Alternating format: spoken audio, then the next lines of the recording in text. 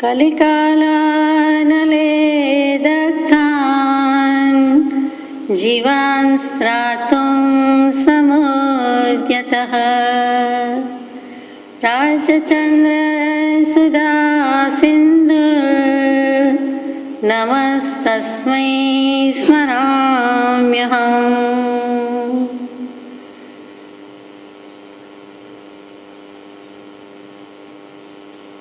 समस्तवस्तुमानाय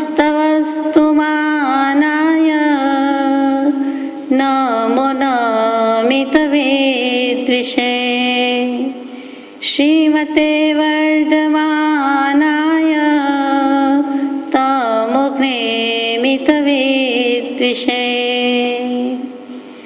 अज्ञानतिमिरान्धानां ज्ञानाञ्जनशलाकया चक्षुरुन्मीलितं येन तस्मै श्री गुरवे नमः। सत्श्रुतने नमस्कार, तारक त्रिपुटीने नमस्कार, असीम उपकारी आत्माने नमस्कार, मावित्रोने नमस्कार, माविત્રો સમાન મુરબ્બીઓ મુમુક્ષુને નમસ્કાર। પરમ કૃપાળુ દેવ પ્રણીત વચનામૃતજી પત્રાંક 384 મુંબઈ અષાઢ સુદ નોમ વિક્રમ સંવત 1948 તારીખ 3/7/1892। આ પત્ર પણ પરમ સદભાગે બળભાગે મહદભાગે પરમ પૂજ્ય શ્રી સૌભાગભાઈને લખાયો છે। અનેક દિવસોથી અનેક પત્રની પરંપરા કે પત્રની પ્રસાદી જેમને પ્રાપ્ત છે એવા ખરા અર્થમાં સૌભાગી તે સૌભાગભાઈને લખાયેલો પત્ર છે। સંબોધન કાંઈ મળી શક્યું નથી, પણ શરૂઆત જ કરી છે કે શબ્દાદી 5 વિષયની પ્રાપ્તિની ઈચ્છાએ કરી જેના ચિત્ત અત્યંત આકુળપણે વર્તે છે એવા જીવોનું જ્યાં વિશેષપણે દેખાવું છે એવો જે કાળ તે આ દુષમ કળિયુગ નામનો કાળ છે। દુષમ કળિયુગમાં કૃપાળુદેવે અવતરણ ચિહ્નમાં મૂકેલું છે। તેને વિશે વિવળપણું જેને પરમાર્થને વિશે નથી થયું, ચિત્ત વિક્ષેપ પામ્યું નથી, સંગે કરી પ્રવર્તન ભેદ પામ્યું નથી, બીજી પ્રીતિના પ્રસંગે જેનું ચિત્ત આવૃત્ત થયું નથી, બીજા જે કારણો તેને વિશે જેનો વિશ્વાસ વર્તતો નથી, એવો જો કોઈ હોય તો તે આ કાળને વિશે બીજો શ્રીરામ છે। તથાપિ જોઈને સખેદ આશ્ચર્ય વર્તે છે કે એ ગુણોના કોઈ અંશે સંપન્ન પણ અલ્પજીવો દૃષ્ટિગોચર થતા નથી। શરૂઆત કરી છે શબ્દાદી 5 વિષયથી। વિષય શું? વિષય એટલે સબ્જેક્ટ મેટર એ નથી કહેવું। વિષયમાં વિષ શબ્દ આવ્યો, વિષ કહેતા ઝેર, પોઈઝન કહીએ તે જ, અને તેના પ્રત્યે લઈ જાય તેનું નામ વિષય। યા ટુ ગો, અને જ્યાં જવું આવે ત્યાં જાણવું તો આવે જ। જીવ જાણે છે અને છતાં એવું કરે છે, આચરે છે, વિષયમાં રાગદ્વેષ કરી નાખે છે, તેનું નામ વિષય। વિષ છે એ તો એક જ જીવનમાં એક જ ભવમાં કદાચ દેહત્યાગ કરવાનો આવે, વિષ ભક્ષણ કરી લે અથવા કરાવી દેવામાં આવે તો, કોઈ આપી દે કે જાતે લઈ લેતો, પણ આ વિષય છે એ તો ભવો રખડાવે છે, સંસારનો પાર આવવા દેતો નથી, તેનું નામ વિષય છે। તે વિષય એટલે શું? તો કે વિષય 5 ઇન્દ્રિયના વિષય છે। તે 5 ઇન્દ્રિયો કઈ તો કે જીનાગમ પ્રમાણે 5 ઇન્દ્રિયો એટલે કાયા, જીભ, નાક, આંખ અને કાન, અને સહેલાઈથી યાદ રહે એટલે કાયા, જીભ, નાક, આંખ અને કાન એમ ક્રમથી જ બોલાય કે કહેવાય। શાસ્ત્રોમાં કેટલીક વખત કાનથી શરૂઆત કરે છે એટલે કે શબ્દથી શરૂ કરે છે। અહીંયા કૃપાળુદેવે પણ શબ્દથી શરૂ કર્યું કે શબ્દાદી 5 વિષયથી, નહીં તો મોટે ભાગે સ્પર્શથી શરૂઆત કહેવાય કે પેલું ધ સેન્સ ઓફ ટચ એટલે કાયા હોવાથી કોઈ પણ જીવને અનંતકાળમાં એકેન્દ્રિય જીવને પણ કાયા, ધ બોડી ઇટ સેલ્ફ એ તો છે જ, સોલ છે, સેલ્ફ છે એટલે એની સાથે એને બોડી તો છે જ, તો એ જે છે તેને એકેન્દ્રિય કહેવાય। એટલે કોઈ પણ જીવને સ્પર્શેન્દ્રિયનો અધ્યાસ તો નહોતો એમ છે જ નહીં, હતો ને હતો, ગમે તે ગતિમાં જાય તો પણ એ તો છે જ, અને એને કારણે જ એ વ્રતનો મહિમા વિશેષ છે। મોટું વ્રત બ્રહ્મચર્ય વ્રત કહીએ છીએ કે જીવ દેહાધ્યાસ છોડી શકતો નથી પણ સ્પર્શેન્દ્રિયનો અધ્યાસ બિલકુલ છોડી શકતો નથી। ત્યાં સ્પર્શેન્દ્રિય પહેલું લીધું છે, અહીંયા શબ્દથી લીધું છે। ગમે તેમ હોય પણ આ 5 વિષય રખડી મારે છે, જીવને રખડાવી મારે છે, તો પહેલું જ લીધું કે સ્પર્શેન્દ્રિય। તો એમાં હાથીની વાત કે હાથીનો દૃષ્ટાંત ખાસ મૂકવામાં આવે કે લેવા કરીના દાંત વનમાં વાંસ તૃણ ખાડે ધરે, ખોટી બનાવી હાથણી, લોકો ઊભી સામે ધરે, હાથી મરે ખાડે પડી, જ્યાં સ્પર્શવાને જાય છે, માટે વિચારો માનવી કે વિષયથી શું થાય છે. એક જ સ્પર્શેન્દ્રિય વસાત, હાથીને વશ કરવો કે હણી નાખવો કે હાથીદાંત લેવા માટે હિંસા આચરવામાં આવે છે. જૈન તો લગભગ પહેરે જ નહીં, સ્વીકારે નહીં, આપે નહીં, લેતી દેતી કરે નહીં, જાણ્યા પછી તો મૂકી જ દે. આપણે જાણીએ છીએ એ હાથીદાંત નિર્દોષ રીતે આવતા નથી, મોટે ભાગે મારી નાખવામાં આવે છે હાથીને, ત્યારે થાય છે. હવે તો હાથીની વસ્તી પણ ઘટતી જાય છે, જંગલો ઓછા થતા જાય છે અને હાથીદાંત દુર્લભ થતો જાય છે. તો એ હાથીદાંત લેવા માટે, હાથીને મારવા માટે શું કરવું? તો કે સામે મોટામાં મોટો ખાડો કર્યો હોય છે, એના પર ખોટી હાથણી રાખે છે, એને આબેહૂબ હાથણી લાગે છે અને જ્યાં નજીક આવીને સ્પર્શવા જાય છે ત્યાં એ મોટા ખાડામાં હાથી પડી જાય છે અને એના પ્રાણ ગુમાવી બેસે છે. તો એક જ ઇન્દ્રિયના અધ્યાસથી આવું થાય તો મનુષ્યને તો 5 ઇન્દ્રિય છે, તો એના શું હાલ બેહાલ થાય આપણે સમજી શકીએ છીએ. પછી કાયા, પછી જીભની વાત આવે કે જીભના સ્વાદથી શું થાય છે? તો કે સ્વાદેન્દ્રિય જીતે, જીભ ઉપરનો કાબુ કંટ્રોલ હોય, બોલવાનો અને સ્વાદવાનો બંને, તો એ તરી જાય છે. જેણે જીભ જીતી એણે મન જીત્યું, વિષય જીત્યા અને એને આત્મા જીતી લીધો. એટલે 5 ઇન્દ્રિયમાં પણ એ જીભ જીતવી પણ બહુ અઘરી છે. એ સ્વાદની રીતે કહીએ તો દૃષ્ટાંત કોનું મૂકે છે? તો કે મત્સ્યનું, માછલાનું. એ જળમાં પાણીમાં જાય છે, રહે છે, માછીમાર જાય છે, એ જાળી નાખે છે અને ત્યાં એને એમ થાય છે કે મારો ખોરાક આવ્યો, મને જમવાનું મળ્યું, મને મિષ્ટાન પકવાન મળ્યું, આજ તો મોટો દિવસ કંઈક મળે છે, કોઈ આવ્યું અને ધન્ય ભાગ્ય, અને ત્યાં એ પ્રાણ ગુમાવી દે છે. જેવું ખાવા જાય છે ત્યાં કાંટા મુખે ગોચાય છે, માટે વિચારો માનવી કે વિષયથી શું થાય છે. એ ઝાડમાં જે કાંટા હોય છે એ બધા જ એનું શરીર છેદી ભેદી નાખે છે. ખાવા જતાં રસથી મૂર્ખે, રસથી મરે અને કાંટા મુખે ગોંચાય છે અને બિચારા માછલાનો પ્રાણ ત્યાગ થઈ જાય છે. તો એક જીભ કે રસ કે સ્વાદ કે જમવા જતાં આવું થાય છે તો આપણે સમજવાનું છે કાયા, પછી જીભ કે આ વિષય શું કરી નાખે છે. પછી નાકમાં દૃષ્ટાંત આપે છે. કોનું આપે છે? તો કે સુગંધથી કોણ જાય છે?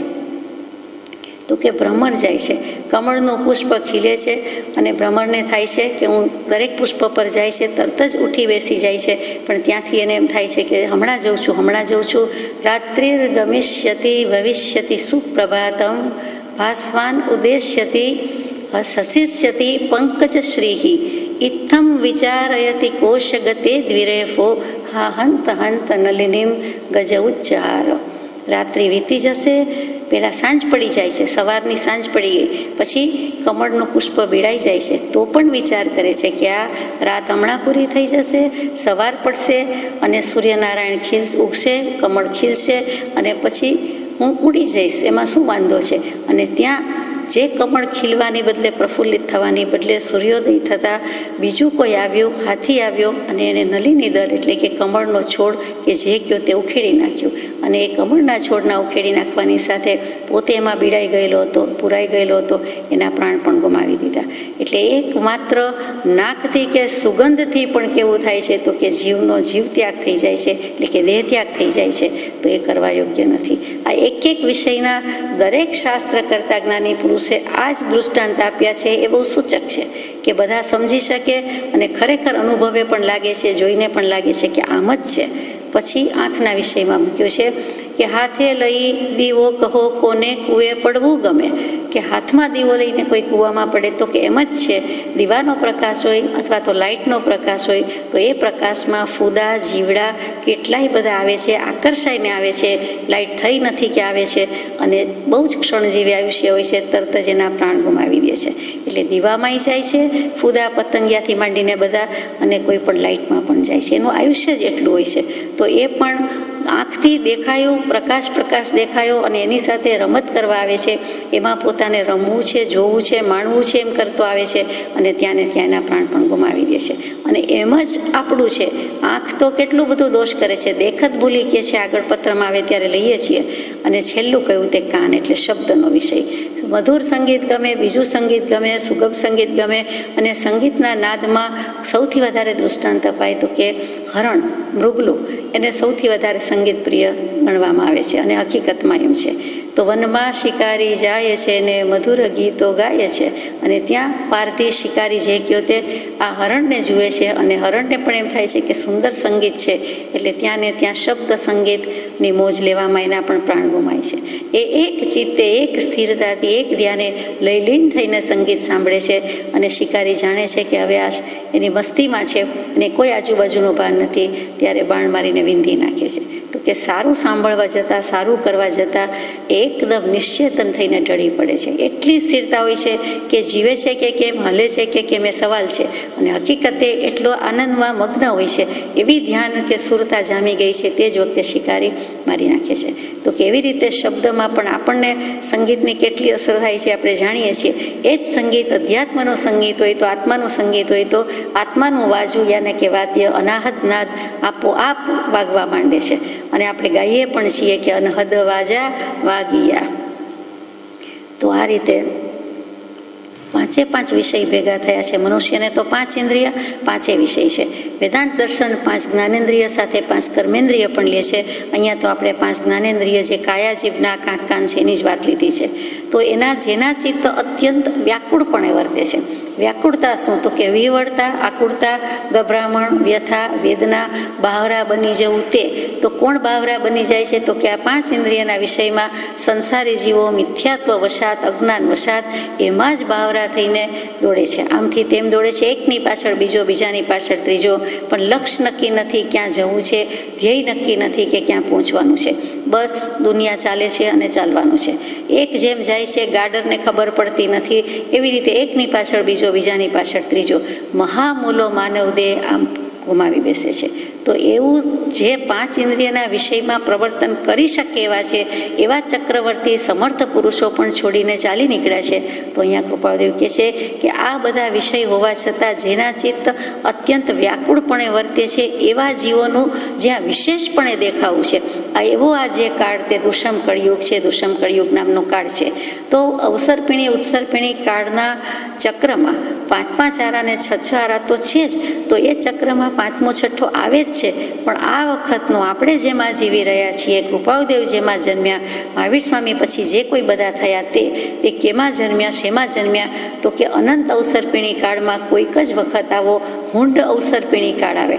હુંડ એટલે અત્યંત બિહામણું, ભયંકર, ક્રૂર, વાઘ જેવું કે વાઘથી પણ વિશેષ. આ તો ઉપમા આપી છે. તો એવો હુંડ આકારનો એટલે કે સૌથી ખરાબ જે કહેવાય, અને કોઈ માથા મેળવીનાનો આકાર કહેવાય કે ઠેકાણું ન હોય એવો કાળ કહેવાય, તેવો આ કળીકાળ છે. વ્યાસજી જેને કળિયુગ કે કળીકાળ કહે છે, જીનાગમ તેને 5મો આરો કહે છે, દુષમ કાળ કહે છે, તે છે. અને તે દુષમ નામનો કળિયુગ નામનો કાળ છે. એટલે બંને લઈ લીધા કૃપાળુદેવે. એવો કાળ પ્રવર્તી રહ્યો છે. ભલે ને કાળ પ્રવર્તી રહ્યો હોય તો આપણને શું થાય? તો કે આવા જ જીવો વધારે જન્મે છે. આવા જીવો 5 ઇન્દ્રિયના વિષયની પાછળ જ આકુળ વ્યાકુળ થઈને દોડે છે. એટલા માટે આ દુષમકાળ કહેવાયો છે કે દુઃખે કરીને ધર્મ પ્રાપ્ત થાય, તેનું નામ દુષમકાળ. એટલે જીવો આવા મંદ પુણ્યવાળા જીવો, હીન પુણ્યવાળા જીવો જન્મે છે. એટલે કાળ વગોવાઈ ગયો છે. કાળ તત્વ તો ઉદાસીનપણે સહાયક છે. જેમ છે તે છે, જેમ છે તેમ છે, પણ આપણે એને વિશેષણ આપવું પડ્યું છે કે દુષમકાળ છે, વિષમકાળ છે. તો આવો હુંડ પછીવાળી વિશેષણ મૂક્યું છે. ધીટાઈ, કોઈ લુચ્ચાઈનો, અસરળતાનો, વક્રતાનો પાર નથી. જીવને જ્યાં જુઓ ત્યાં સ્વાર્થ ને મતલબની જ ગંધ આવતી હોય છે. એકને બીજાની આવે, બીજાને ત્રીજાની આવે, અને એકબીજાને સૂંઘ્યા ન સૂંઘ્યા ને એમાંથી જ પાડી દેવાની વાત, પગ ખેંચી લેવાની વાત, હુતું રમવાની વાત, એમ હુસાતુસીમાં જ પડેલું છે. એવો જે આ કાળ તો તે દુષમકાળ છે. ધર્મના સ્થાનકમાંથી પણ ધર્મને મૂળથી ઉખેડી નાખવાની વૃત્તિ જ્યાં રહેલી છે, એવો દુષમકાળ. કૃપાળદેવ ભાગી ગયા છે, લખી ગયા છે, પ્રકાશી ગયા છે. પ્રભુશ્રીજી બ્રહ્મચારીજીએ એને સ્વરૂપ આપેલું છે, વાચા સ્વરૂપે કે લેખીની સ્વરૂપે મૂક્યું છે કે ધર્મને ધર્મના મૂળથી, ધર્મના સ્થાનકમાંથી ઉખેડી નાખે એવો કાળ. એટલે હદ થઈ ગઈ કે પરમાર્થ જ્યાંથી પ્રાપ્ત કરવાનો હોય, સત્સંગ કરવાનો હોય, ભક્તિ કરવાની હોય, એવા સ્થાનકોમાં પણ મૂળ વસ્તુનો જ, મર્મ વસ્તુનો કે મર્મ જ્યાંથી પ્રાપ્ત થાય તેનો જ જાણે કે દુષ્કાળ છે, વિરહ પડી ગયો છે. એ દુષમ કળિયુગ નામનો કાળ છે. કળિયુગના વર્ણન તો જ્યારે જ્યારે પત્રમાં આવે છે ત્યારે લઈએ છીએ, એટલે કાંઈ કહેવા જેવું નથી. કળિયુગ અને સતયુગની ચોખ્ખી સરખામણી શું? તો કે સતયુગમાં લગભગ બધા સજ્જનો જ છે, દુર્જનો બહુ જ ઓછા છે. ન હોય એમ તો નથી જ, ગામ હોય ત્યાં બધું હોય, એટલે બહુ ઓછા છે. અને ઓછા છે એ પણ સજ્જન થઈ શકે એવા છે, એનામાં એટલી વૃત્તિ કે યોગ્યતા છે, જો થવું હોય તો થઈ શકે, નિમિત્ત મળે તો થઈ શકે. કળિયુગમાં સજ્જનો લગભગ છે જ નહીં, અને જેટલા કોઈ ગણ્યા ગાંઠિયા હોય એ બધા પણ દુર્જન થઈ જતા વાર લાગતી નથી. આ કળિયુગનું સ્વરૂપ છે. એટલે બેની સરખામણી બહુ સુંદર કરી છે. એવી જ કોઈ કવિરાજે કલ્પના કરી છે કે સરખામણી કરી છે કે કળીકાળના 3 મોટા આશ્ચર્ય છે.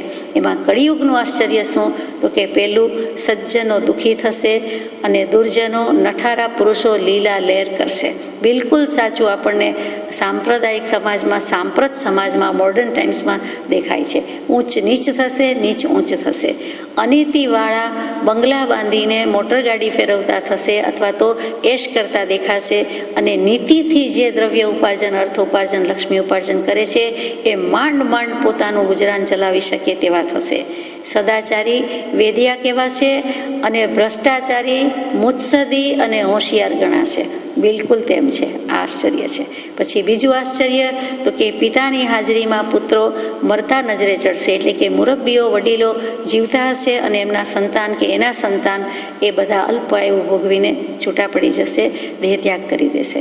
અને ત્રીજું આશ્ચર્ય કે લોકો પોતાના ગણાતા સ્વજનો સાથે વેરઝેર બાંધશે અને પારકા સાથે મૈત્રીની ગાંઠ બાંધશે, અને દુશ્મનના દુશ્મન તે આપણા મિત્ર એવો હાલ થશે. આ કળીકાળના કૌતુકથી પર રહીને કળિયુગમાં પણ સતયુગ જેવું જીવન જીવનારા વિરલા તો આ કૃપાળુદેવ જેવા થયા તે. કે જે કાંઈ કહીએ તે પહેલો યુગ કયો કહેવાય? તો કે સતયુગ. તો કે સતયુગમાં હરિશ્ચંદ્ર થયા, ત્રેતાયુગમાં રામચંદ્ર થયા, દ્વાપર યુગમાં કૃષ્ણચંદ્ર થયા, અને કળિયુગમાં કૃપાળુદેવ રાજચંદ્ર ભગવાન થયા. તો કૃપાળુદેવ લખે છે કે એવા જ જીવોનું જ્યાં વિશેષપણે દેખાય છે એવો જે કાળ તે આ દુષમ કળિયુગ નામનો કાળ છે. એટલે કાળ ખરાબ છે કે જીવો ખરાબ છે? કાળ તો જે છે તે છે, પણ જીવો આવા થતા હોવાથી, પંચ વિષયમાં પ્રવર્તન કરતા હોવાથી, આકુળ વ્યાકુળ હોવાથી આ દુષમ કાળ થઈ ગયો છે. અને શું કામ આકુળ વ્યાકુળ છે? શું કામ વિષયમાં પ્રવર્તન કરે છે? તો કે મોહ છે. એટલે ઉપજે મોહ વિકલ્પથી સમસ્ત આ સંસાર અંતર્મુખ અવલોકતા વિલય થતા નહીં વાર. રાગ દ્વેષનું મૂળ કારણ પણ મોહ છે. રાગ દ્વેષ અજ્ઞાનનું મૂળ કારણ પણ મોહ છે. એક શબ્દમાં કહેવું હોય તો મોહ, 2માં કહેવું હોય તો રાગ દ્વેષ, 3માં કહેવું હોય તો રાગ દ્વેષ અજ્ઞાન એ મુખ્ય કર્મની ગ્રંથ. એટલે જીવો કર્મ બાંધે છે અને એટલે આ પ્રાપ્તિ કરવી દુષમકાળ છે. એટલે મળી શકતું નથી. ધર્મની પ્રાપ્તિ દુર્લભ થઈ ગઈ છે. આગળ જઈએ.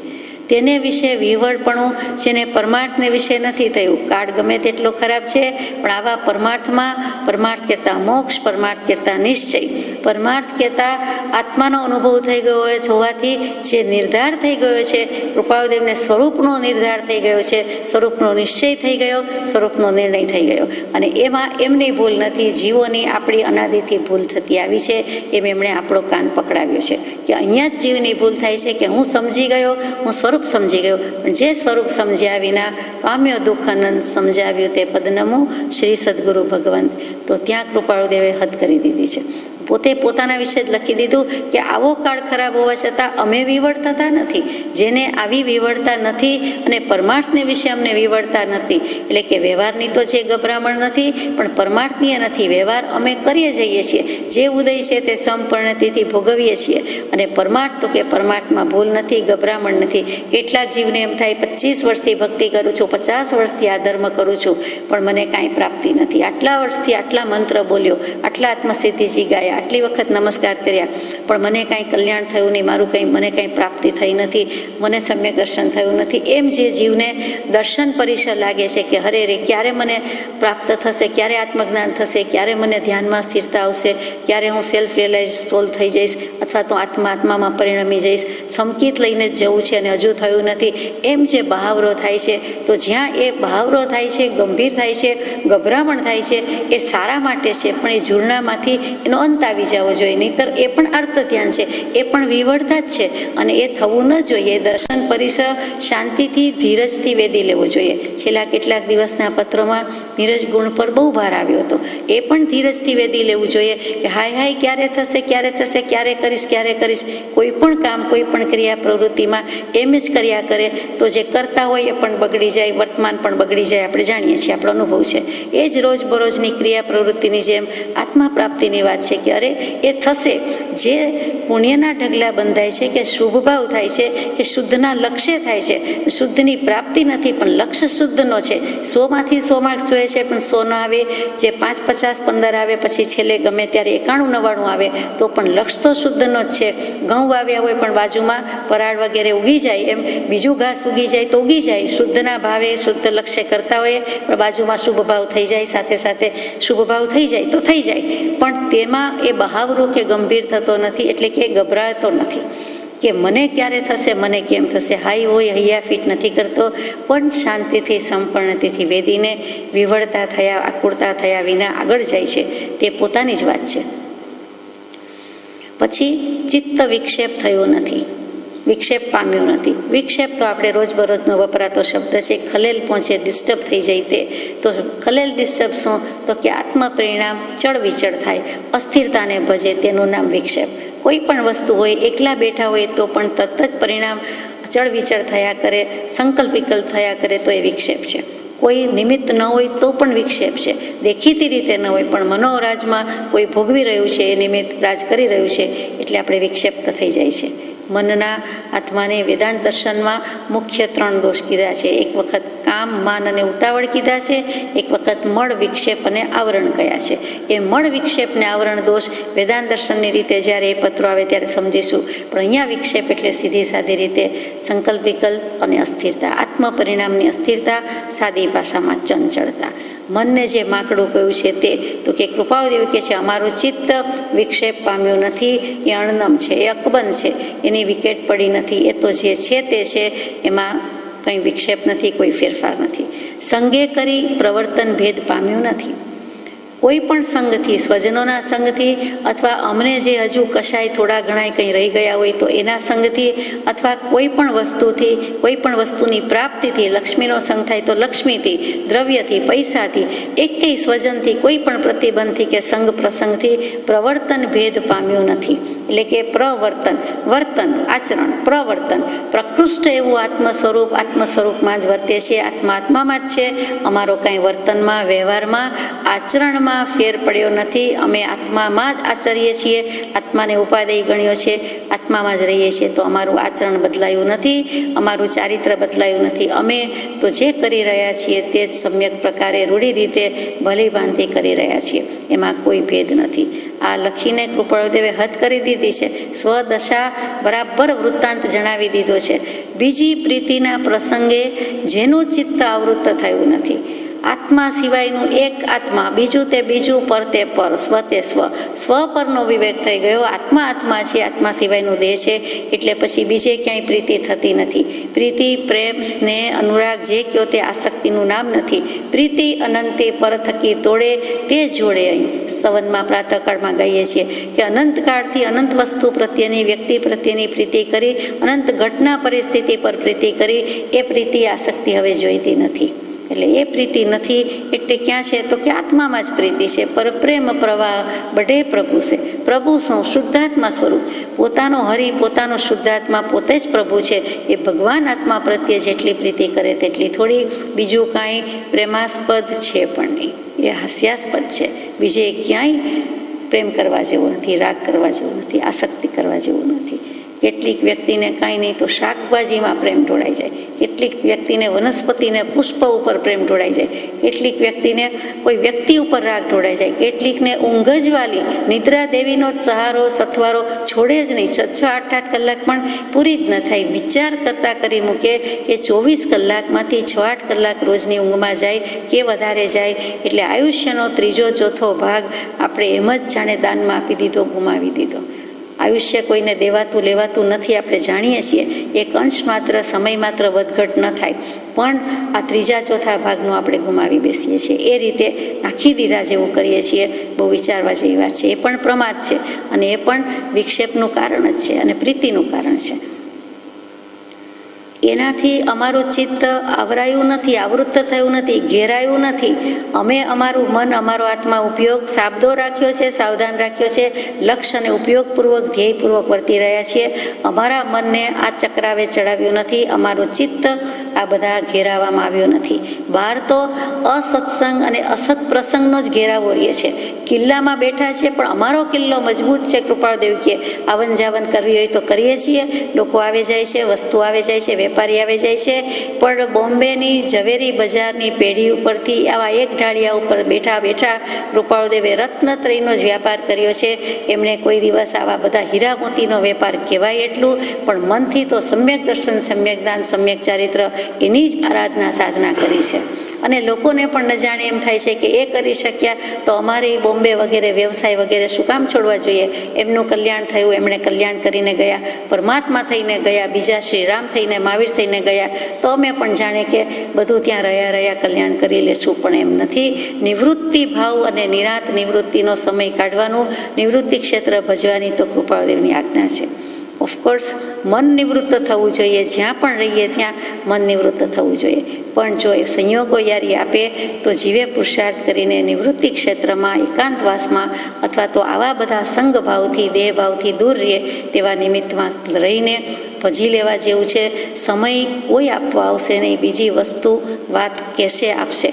સમય આપણો છે અને આપણા સમય પર આપણા આત્માની સ્ટેમ્પ ન લાગે તો ક્યાંથી ચાલે? બીજો શું કામ આપણા સમય આપણા લૂંટી જાય કે એના ઉપર છાપ મારી જાય? ટપાલીને તો ટપાલ પર છાપ મારવાની છે. એકેય ટપાલ છાપ વિના, સ્ટેમ્પ વિના જવા ન દે. તો આપણે પણ આપણો એકેય સમય છેવટ આત્માનો અનુભવ ન થાય તો મંત્ર સ્મરણમાં તો રહેવાની ભગવાનની આજ્ઞા છે જ. આગળ જઈએ. બીજા જે કારણો તેને વિશે જેને વિશ્વાસ વર્તતો નથી એવો જો કોઈ હોય તો તે આ કાળને વિશે બીજો શ્રીરામ છે. બીજા જે કારણો, સંસારના બીજા ગમે તે કારણ લાવો, એ બધો સંયોગ સંબંધ છે, સમવાય સંબંધ નથી. જ્ઞાની અને જ્ઞાન એ સમવાય સંબંધ છે કે જ્ઞાની કહેતા જ એનાથી જ્ઞાન છૂટું પડતું નથી, અને જ્ઞાન કહીએ છીએ ત્યારે એ જ્ઞાની પાસે છે. તો કે જ્ઞાની જ્ઞાનનો સમવાય સંબંધ છે. એમ આત્માના જે ગુણ છે એ સમવાય સંબંધ છે, અંદર રહ્યા જ છે. સમજાય તે રીતે કહું તો મીઠાનો જે ખારાશનો ગુણ છે એ સમવાય સંબંધ છે કે ભેગો ને ભેગો છે, અવિનાભાવી સંબંધ છે. ખારાશ કાઢી નાખો તો મીઠાને મીઠું કોણ કહે? મીઠું એટલે ગળ્યું નહીં, મીઠું એટલે સોલ્ટની વાત છે.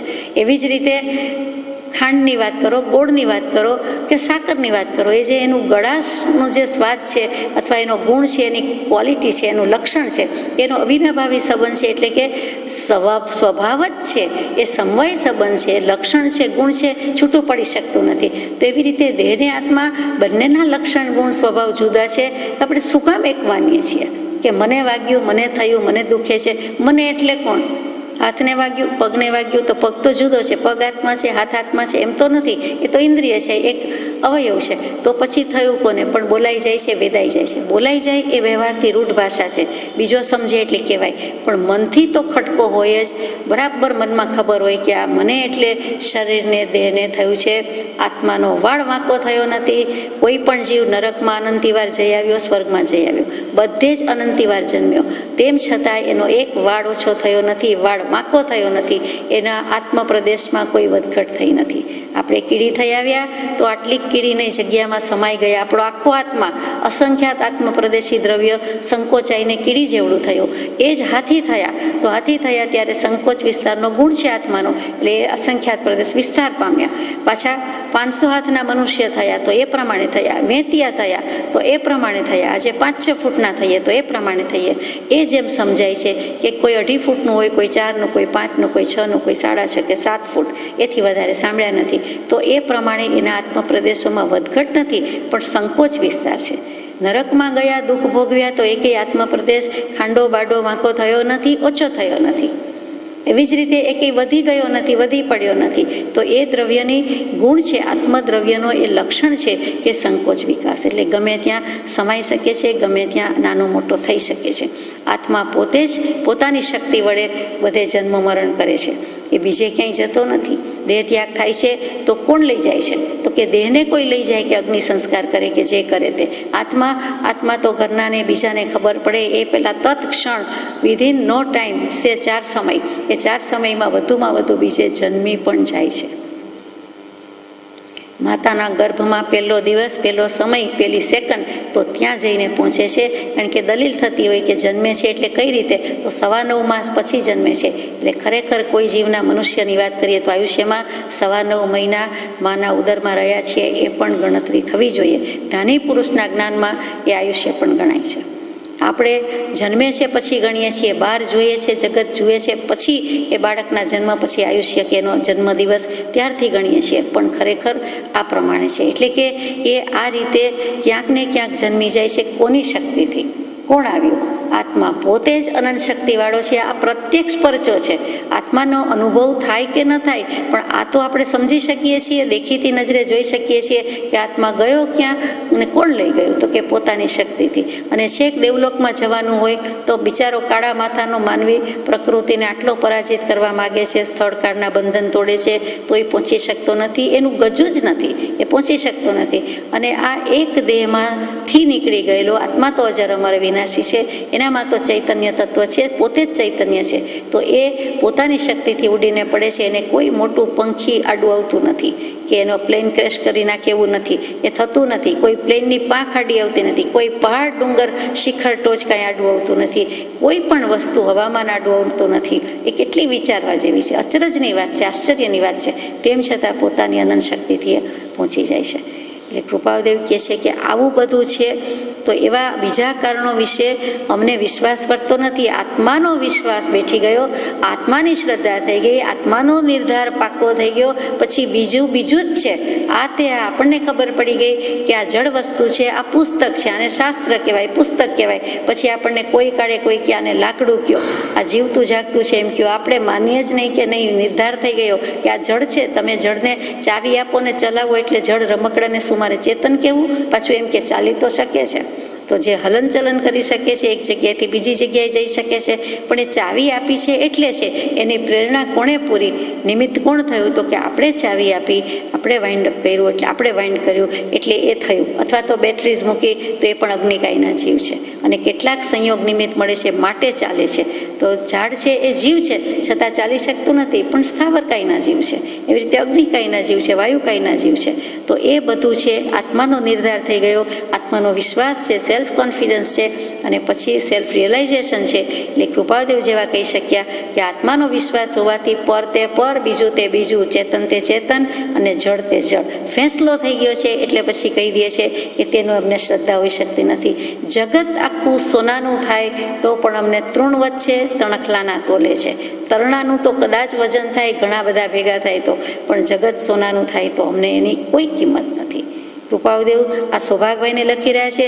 જે સૌભાગભાઈને લખ્યું છે કે સૌભાગભાઈને લક્ષ્મી ઉપાર્જન કે લક્ષ્મી થતું હતું કે તો પછી આપણે સત્સંગ કરીએ અથવા આજીવિકાનો વ્યવહાર ચલાવવો ને એ બધી ઉપાધિ હતી, તો લખી દીધું કે જ્ઞાનના અનંત આનંદ આગળ પણ અમને બીજો કોઈ આનંદ જોઈતો નથી. માગી ખાઈને ગુજરાન ચલાવશો પણ જ્ઞાનના અનંત આનંદ આગળ અમને બીજી કોઈ પડી નથી. તો તે વચનને કૃપાળદેવ કહે છે કે નમસ્કારો. એટલે કેવી એની વૃત્તિ છે, કેવી દૃઢતા છે. વૃત્તિનો એક અર્થ પણ આજીવિકા થાય છે. તો કે એ વૃત્તિ એટલે અહીંયા ઉપયોગને વૃત્તિ કેવું છે, અહીંયા બીજી રીતે આજીવિકા કેવું છે કે એમાં એમનો લક્ષ્ય નથી કે થઈ રહેશે એવી ખુમારી ક્યારે આવે. પહેલાં તો આપણી જેમ જ ફરિયાદ કરતા હતા કે કાંઈક હોય તો સારું, કાંઈક ઉપાય હોય તો સારું, કાંઈક ઉપાય થાય તો સારું. પછી આપણે સત્સંગ કે આત્મકલ્યાણ કે ભક્તિ જ કરવા છે, પણ એ થઈ શકતું નથી, એ આપણે જાણીએ છીએ. એટલે કૃપાળદેવ લખે છે કે એવો અમને આમાં ક્યાંય આચરણમાં ફેર નથી. અમારો આત્મા અડગ છે, સ્થિર છે, એ કહેવા માટે આ બધું લખ્યું છે. તો આ કાળનો બીજો શ્રી રામ છે. રામચંદ્રજી નિર્ગુણ રામ કહીએ છીએ, એટલે ગુણ વિનાના એમ નહીં, પણ સત્વ રજો ને તમો ગુણથી ગુણાતીત દશા થઈ છે, દ્વંદ્વાતીત દશા થઈ છે. એવા જે રામચંદ્રજી કે જગતને એમ લાગે છે કે ગૃહસ્થાશ્રમમાં છે અને કેવી એમને વીતેલી છે, પણ પોતે પહેલેથી જ અનાસક્ત છે, નિર્લેપ છે, નિર્દોષ છે. 16 વર્ષની વયે કૃપાળદેવને જે વૈરાગ્ય, એ વૈરાગ્ય કહે છે કે રામચંદ્રજીને પણ એવો જ વૈરાગ્ય હતો. મુનિ સુવ્રત સ્વામી એટલે 20મા તીર્થંકર દેવના સમયમાં રામચંદ્રજી વગેરે થયા એટલે કે રામાયણ થયું. 20મા તીર્થંકર. અને કૃપાળુદેવ તો કે 24મા મહાવીર સ્વામીના વખતમાં હતા, શિષ્યના શિષ્ય, છેલ્લા શિષ્ય જે કયો તે હતું. અને પછી તો કે પછી મહાવીર સ્વામીના શાસનમાં. એટલે 20મા અને 24માનો આટલો ફરક છે. બીજો શું ફરક છે? તો કે અમે બીજા શ્રી રામ છીએ.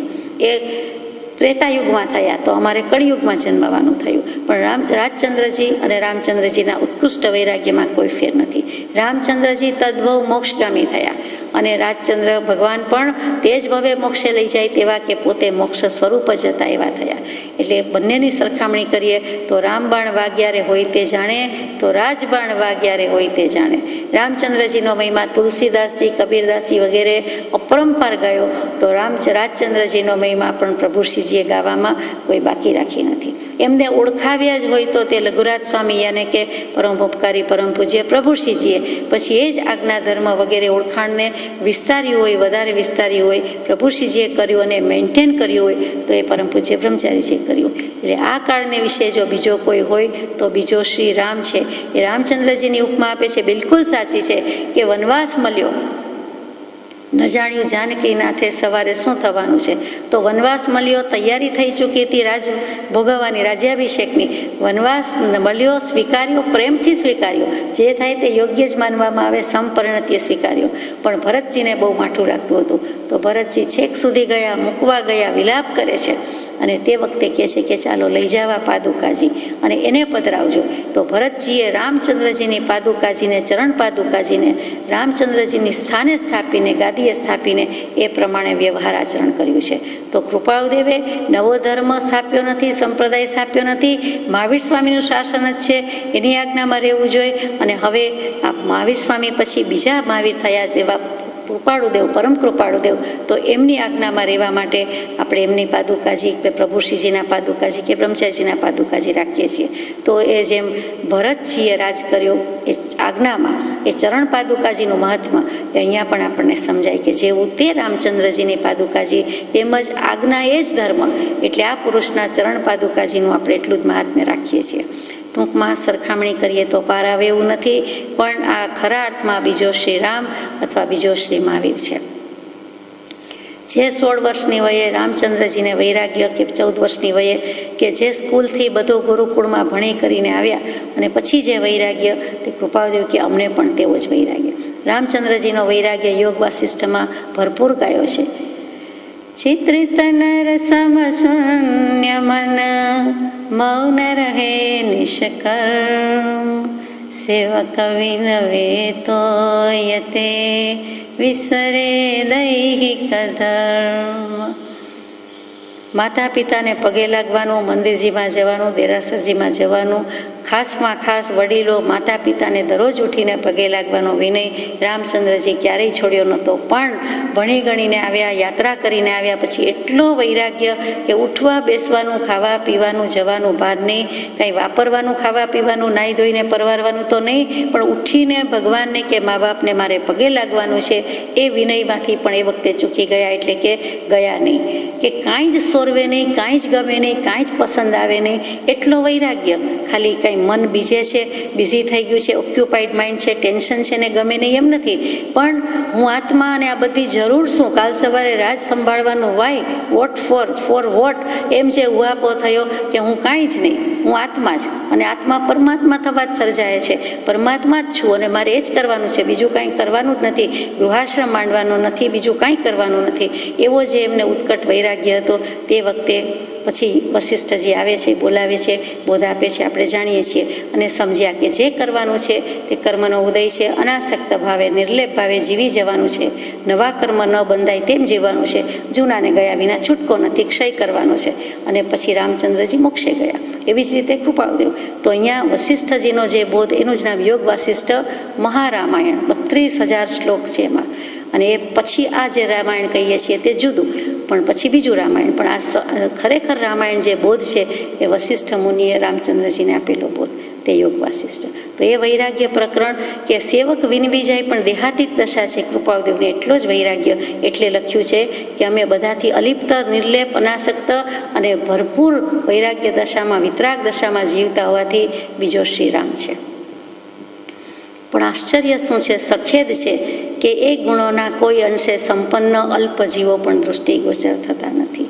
આવા ગુણવાળા, વૈરાગ્યવાળા અથવા સદ્ગુણવાળા અમને કોઈ જીવો દેખાતા નથી. અલ્પ જીવો, અંશે ગુણ હોય એવા થોડા જીવો પણ દેખાતા નથી. કૃપાળુદેવને કેવું લાગી આવ્યું હશે. એટલે તો પછી લિખિત અંગમાં મૂક્યું કે વિપરીત કાળમાં એકાકી હોવાથી ઉદાસ. નિદ્રા સિવાયનો બાકીનો જે વખત, તેમાંથી એકાદ કલાક સિવાય બાકીનો વખત મન વચન કાયાથી ઉપાધિને જોગે વર્તે છે. ઉપાય નથી એટલે સમ્યક પરિણતિએ સંવેદન કરવું યોગ્ય છે. નિદ્રાની જે 4-6-8 કલાક રાખી હોય તે બાકી જ્ઞાની પુરુષ સહજ સમાધિમાં હંમેશ હોવાથી અમુક અપેક્ષાએ એમને ઊંઘ કંઈ પણ જતી નથી. છતાં પણ કહે છે કે ચાલો જે 4-6 કલાકની ઊંઘ છે તે, અને બીજી એકાદ કલાકમાં બધું જ આવી ગયું, આખા દિવસનું જમવાનું, પરવારવાનું વગેરે વગેરે. એ સિવાયનો સમયમાં તો કે મન વચન કાયાથી ઉપાધિનો જોગ વર્તે છે. એટલે કે અમે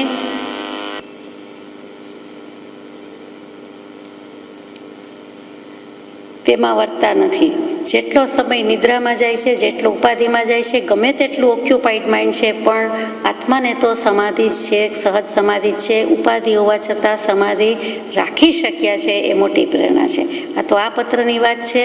ઉપાય નથી, નિરૂપાયતા છે. એટલે જ્યાં નિરૂપાયતા છે ત્યાં સહનશીલતા જ સુખદાયક છે. સમપરિણતિએ વેદી લેવા સિવાય બીજો કોઈ ઉપાય નથી. સૌભાગભાઈને બોધ છે, પોતે પણ એ પ્રમાણે જીવી રહ્યા છે. એટલે એમનો એ જ બોધ છે કે તમે કૃપાળુદેવ શ્રીમદ રાજચંદ્રને જે સ્વરૂપથી ઓળખો છો એ રીતે જીવો. એને ભજો એમ નહીં, પણ એમ જ જીવો, એ થઈને જીવો. આગળ 520 નંબરના પત્રમાં મૂક્યું છે કે શબ્દાદી વિષયો પ્રત્યેનું કોઈ બળવાન કારણ પણ અવરોધ હોય એમ જણાતું નથી. અમને કાંઈ કોઈ અવરોધી શકે છે એવું નથી.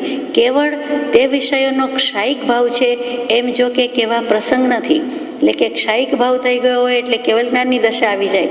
તો કે એમ કહેવા હું અત્યારે માગતો નથી. આપણે કહીએ ને કે હું મને હોશિયાર કહેતો નથી, બાકી છૂતો કરો, એ આશયથી કહે છે કે એવો પ્રસંગ નથી. તથાપિ તેમાં વિરસપણું બહુપણે ભાસી રહ્યું છે. ઉદયથી પણ મંદરુચિ જન્મતી હોય તો તે પણ વિશેષ અવસ્થા પામ્યા પ્રથમ નાશ પામે છે. અને તે મંદરુચિ વેદતા પણ આત્મા ખેદમાં જ રહે છે, બળવાન કારણરૂપ નથી. એટલે તે રુચિ અનાધાર થતી જતી હોવાથી બળવાન કારણરૂપ નથી. એટલે કદાચ એવો ઉદય આવી જાય છે, એમ કે ને કે સેજ ક્યાંક તણખો પડી જાય છે, કે ક્યાંક લીક થઈ જાય છે, કે સેજ એવો ઉદય આવે છે તો નહીં જેવું અમને કંઈક મંદતા થઈ જાય એવું લાગે. પણ અમે વિષય કષાયમાં, વિષયની વાત ચાલે છે 5 ઇન્દ્રિયના, એમાં તો રુચિવાન થતા જ નથી. એટલે કે મંદ રુચિ પરાણે કરવું પડે ને એને તમે મંદ રુચિ કહેતા હોય તો પણ આત્મા ખેદમાં જ રહે છે. એટલે કે રુચિને આધાર મળતો નથી. અમારા આત્માના આશ્રય મળે નહીં, અમારો આત્મભાવ એમાં જતો જ નથી. આધાર વિનાની છે એટલે ટેકો રહેતો નથી. એટલે બિચારી પડી જાય છે, નિરાધાર થાય છે અને બળવાન કારણરૂપ થતી નથી. એટલે જુઓ લખવાની શૈલી પણ કેવી છે. ધીમેકતે લખી દીધું છે કે અમને અવરોધક નથી, અમને એ બળવાન કારણ રૂપે થતી નથી. આગળ જઈએ કે મોટા આશ્ચર્યને પમાડનારા એવા જળ, વાયુ, ચંદ્ર, સૂર્ય, અગ્નિ આદિ પદાર્થોના જે ગુણો તે સામાન્ય પ્રકારે પણ જેમ જીવોની દૃષ્ટિમાં આવતા નથી, અને પોતાનું જે નાનું ઘર અથવા જે કંઈ ચીજો તેને વિશે કોઈ જાતનું જાણે આશ્ચર્યકારક સ્વરૂપ દેખી અહમત્વ વર્તે છે. એ જોઈ એમ થાય છે કે લોકોને દૃષ્ટિભ્રમ અનાદિકાળનો મટ્યો નથી. જેથી મટે એવો જે ઉપાય તેને વિશે જીવનું અલ્પ પણ જ્ઞાન પ્રવર્તતું નથી. અને તેનું ઓળખાણ થયે પણ સ્વેચ્છાએ વર્તવાની જે બુદ્ધિ તે વારંવાર ઉદય પામે છે. એમ ઘણા જીવોની સ્થિતિ જોઈ આ લોક અનંતકાળ રહેવાનો છે એમ જાણો. અહીંયા પત્ર પૂરો થાય છે. તો આપણે વાત કરતા હતા કે મોટા આશ્ચર્યને પમાડનારા એવા જળ, વાયુ, ચંદ્ર, સૂર્ય, અગ્નિ, પાણીની કેટલી શક્તિ, પણ આપણને પાણીનો કોઈ મહિમા જ નથી. પણ આ જગતમાં પાણીને વાણી બે છે અમૂલ, એકમાં વાંધો તો જગત થાય ડૂલ. બંને અમૂલ છે અને પાણીનો મહિમા છે એટલો જ વાણીનો છે, વાણીનો છે એટલો જ પાણીનો છે. એટલે કે જળના, પાણીના ગુણ, તત્વ, ઘટક ગમે એટલી ફિઝિકલી કે કેમિકલી બધું એનાલિસિસ થતું હોય, પણ પાણી તે પાણી, પાણી વિના કાંઈ નહીં. જગતમાં આટલો ભાગ પાણીનો છે, પણ સત ઉપયોગ થાય એવો કેટલું પાણી. એવું જ પરમાર્થના જળનું છે. તો કે એવું જે જળ સીધી સાદી રીતે મૂક્યું છે એ પાણીનું પણ મહત્વ સ્વીકાર્યું હોવા છતાં પાણીની જેમ તેમ આપણે વાપરી નાખીએ છીએ, વેડફી નાખીએ છીએ. ત્યાં એના ગુણ કે મહત્તા ઓછી થઈ ગઈ છે. તો એ જળનું પણ મહાત્મ્ય લાગતું નથી. એવી જ રીતે એના ગુણ લક્ષણનું મહાત્મ્ય લાગતું નથી. પછી વાયુ, હવા વિના કંઈ જ નથી. જો પાણીનું મહાત્મ્ય છે તો હવા પાણી જ બોલીએ છીએ કે કેવા છે, તો હવાનું એટલું મહાત્મ્ય છે. હવા નજરે દેખાતી પણ નથી, છતાં એનું અસ્તિત્વ કબૂલીએ છીએ. તો એના વિશેના જે કંઈ ગુણ છે, લક્ષણ છે, સ્વભાવ છે, એનું મહત્વ જોઈએ તેવું આપણને હજુ ભાસ્યું નથી. ચંદ્રનો પ્રકાશ કેવો અથવા ચંદ્રની મહત્તા કેવી? તો કે ચંદ્ર ઉપર રહેવા જવા સુધીની વાત કરે, રિઝર્વેશન કરાવવાની વાત કરે, પહોંચી પણ જાય, પ્રયત્ન કરે, પણ જીનાગમ પ્રમાણે કોઈ એ રીતે પહોંચી શક્યું નથી, પહોંચી શકવાનું નથી, ગમે તેટલો પ્રયાસ કરે. આત્મા પોતાની શક્તિથી, હમણાં જ વાત થઈ તેમ, તે ત્યાગ થઈ જાય તો ઉડીને પડે જઈ શકે છે. કેટલાક જીવો ચંદ્ર અને સૂર્ય રૂપે જન્મ પણ લઈ શકે છે. એ જ્યોતિષકાયના દેવ જ છે. એટલે કોઈ સૂર્ય થઈ આવ્યું હોય, કોઈ ચંદ્ર થઈ આવ્યું હોય, આપણે પણ બધે જ પરિભ્રમણ કરીએ છીએ. તો દેવ જ હોવાથી સૂર્ય, ચંદ્ર, ગ્રહ, નક્ષત્ર, તારા, આ પાંચેય જ્યોતિષકાયના દેવ છે. એમાં આપણે જઈ આવ્યા હોય, ફરી પણ જવાના હોય. જ્યાં સુધી મોક્ષે નહીં જઈએ ત્યાં સુધી કોઈને કોઈ ગતિમાં ફેરા ફરવાના છે. તો વારો આવે પણ ખરો. એટલે સમજવાનું છે કે આ બધું આપણે વિચાર્યું છે તો કે નથી વિચારતા. પછી સૂર્ય, તો કે એના પ્રકાશ વિના કાંઈ નહીં. હવા અને પાણી હોય, સૂર્યપ્રકાશ ન હોય તો કાંઈ નહીં. એક વરસાદી વાતાવરણમાં 5-7 દિવસ સૂર્ય મહારાજાના દર્શન નથી થતા તો પણ કેવું થઈ જાય છે જગત ઉપર, આપણે જાણીએ છીએ. બધાને જાણે લાઈફ જ નથી, જીવતા છતાં જીવન વિનાના લાગે છે અને માંદા પડી જાય છે વગેરે વગેરે. તો એના વિનાનું કોઈ જીવન નથી. તો સૂર્યનો એટલો મહિમા. પછી અગ્નિ, તો કે અગ્નિ વિનાય કાંઈ નથી. કોઈ જમે શું, બનાવે શું? પાષાણ યુગને, જંગલી યુગને આપણે જાણીએ છીએ. એટલે એ સૂર્યનું મહિમા છે. એવી જ રીતે અગ્નિનો મહિમા છે. ખાવું શું, એવી રીતે બનાવે કેવી રીતે, પહેલો પ્રશ્ન થાય. એટલે તો જેમ તેમ બધા કાચી સામગ્રી કાચે ને કાચી ખાઈ જતા હતા વગેરે. તો આ બધી વસ્તુનું લખ્યું કે જે ગુણો છે તે સામાન્ય પ્રકારે જીવોની દૃષ્ટિમાં આવતા નથી. જીવોની દૃષ્ટિ, આપણી દૃષ્ટિ એટલી સંકુચિત છે કે આપણે આ બધું વિચારી શકતા નથી. અને શું વિચારે છે? પોતાનું જે નાનું ઘર અથવા જે કંઈ ચીજ વસ્તુ, તેને વિશે આશ્ચર્યકારક સ્વરૂપ દેખીને અહમત્વ વર્તે છે.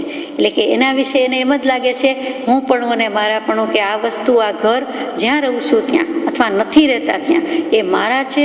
અને અનંતકાળથી જાણે હું મારા જ છે અને અનંતકાળ સુધી મારા જ રહેવાના છે અને હું પણ એમાં જ રહેવા વસવાનો છું. એ મહત્વ કે મોટાઈ કે મહત્તા, મહાત્મ્ય મુકાતું જ નથી. એ હું અને મારું પોતે થોડીક વાર માટે ટ્રાવેલમાં જે સીટ રિઝર્વ થઈ હોય, બુક થઈ હોય કે બેસે, એમાં પણ એમ થાય કે આ મારી સીટ છે. ક્યાંક સભાગૃહમાં, સ્વાધ્યાય ખંડમાં થોડીક વાર બેઠા હોય તો એમ થાય કે અહીંયા હું બેસું છું, આ મારું આસન છે, અથવા તો હું બેસવાનો છું કે બેઠેલી હતું. એમ જે ભાવ થઈ જાય છે મારાપણાનો, એ જ અહીંયા આવ્યું કે આ બધી ચીજ વસ્તુ, ઘર, એની વસ્તુ અને મેનમેડ બધી આર્ટિકલ્સ છે, તો પણ એને એનું એટલું આશ્ચર્ય લાગે છે કે ફેન્ટસીમાં જતો રહે છે. અદ્ભુત, આશ્ચર્યકારક, કે કેટલું સુંદર.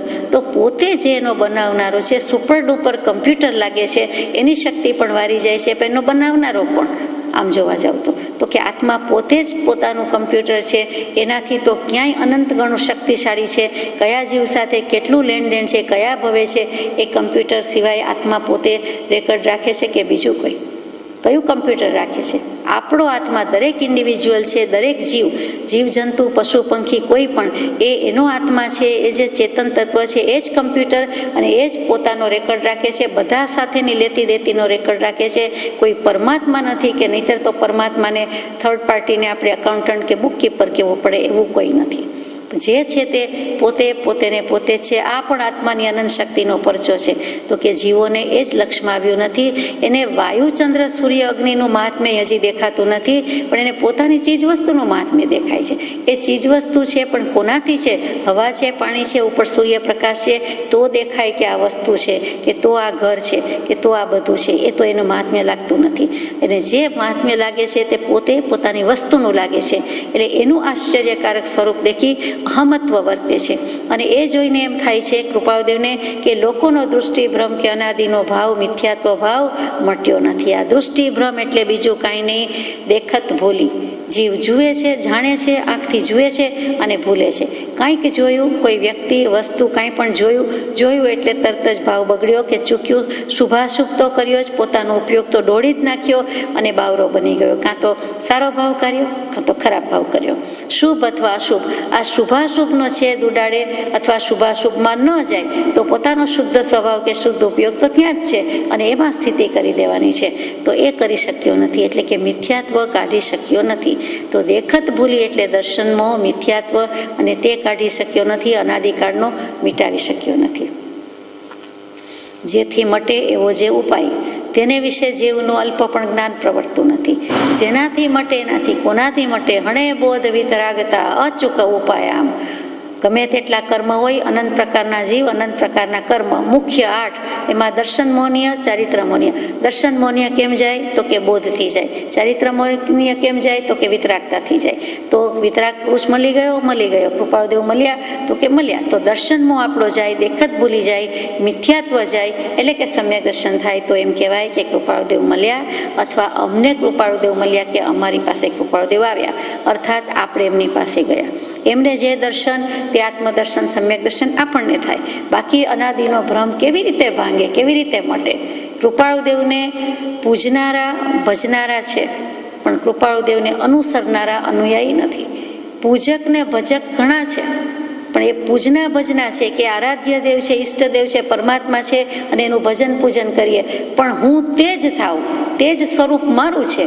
જીનપદ નિજપદ એકતા ભેદભાવ નહીં, કાંઈ લક્ષ્ય થવાને તેહનો કયા શાસ્ત્ર સુખદાય, એ નથી થતું. શું કામ પૂજન વંદન કરવું પડે? દેવવંદન શું કામ કરીએ?